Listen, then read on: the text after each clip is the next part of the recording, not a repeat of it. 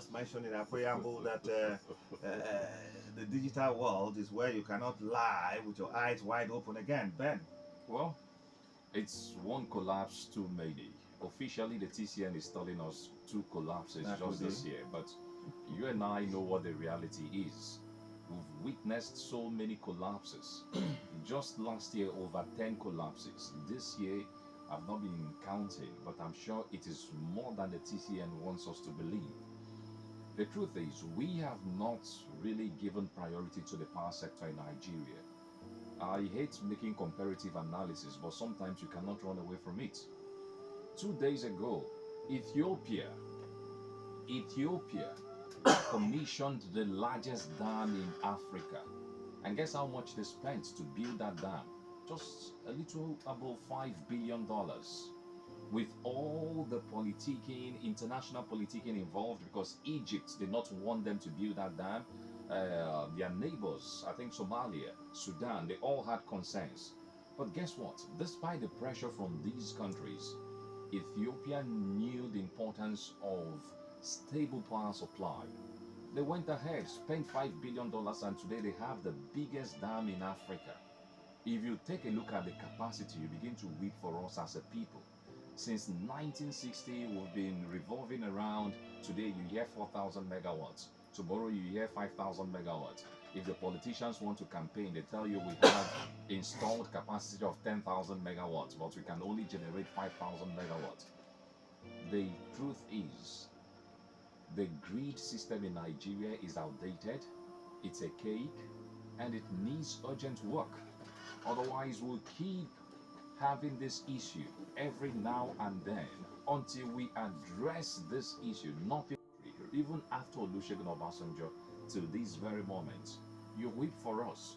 So beyond the technicalities involved, beyond the aging of the national grid, we also have the issue of corruption. How can a country like Ethiopia invest $5 billion and they have the largest dam in Africa with a good capacity to serve the country and afford them the opportunity to sell power to their neighbors? But we have spent at least, under Olusegun Obasanjo, it is on record that we spent $12 billion. Where is the power? Every day it is the same story. Even when the Gencos, that's the generating companies, succeed in generating power, you hear things like the national grid cannot collect all the power, that if they succeed in collecting the power, the grid would collapse. So why can't we address the national grid? Is it government bottleneck? Is it as a result of some cabals enjoying the chaos in the land? Or some persons will tell you there are big men importing generators. Are those big men bigger than the government that the government cannot call them to order? So the bottom line is our priority as a people. We have not taken the power sector seriously. The privatization to a large extent has failed. It has not achieved the aim for which most of those government-owned entities were privatized. The people who bought them and now operate as private individuals, how much investment have they made?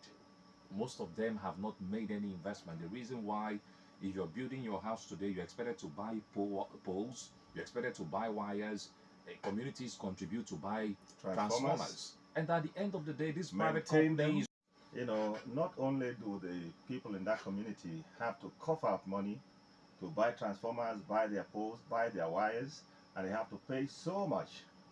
Where, for instance, you have prepaid meters. These days, we hear that you could pay for prepaid meters and you may not get it for as long as 6 months. Meanwhile, the people are told that it is there, just pay and pick. Lies. Now, there are people who are crafty in some communities who gather themselves as individuals in committees, and they fleece the members of the committee and community in tandem with the distribution companies of their hard-earned money. All of these are known to government, and some other persons from the other side have also objected to some of these practices, and they have not worked.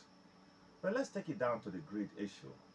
I recall that a certain woman in NEC who was in charge of the zone, I think after this revelation I'm going to talk about now, she was removed or relieved of her duty or something. She came to Port Harcourt only to say that they had bought some equipment for over 10 years, if not more, as at the time. And that even if they had to install those facilities, they would have become obsolete. And then you ask the question, how come we buy what we do not need? Or is it because of the bureaucracy or bottlenecks or protocols again that we could buy stuff that we don't put together as urgently as they are needed? As a matter of fact, if it is possible, you know, unlike those who want to go to heaven but they do not want to die. And indeed, I don't want to die yet. Otherwise, I would have said, let me just go and shake Fela Nikolakwo Kuti in his grave. But I don't want to die yet. Why am I saying this? Because he did say that we live in a big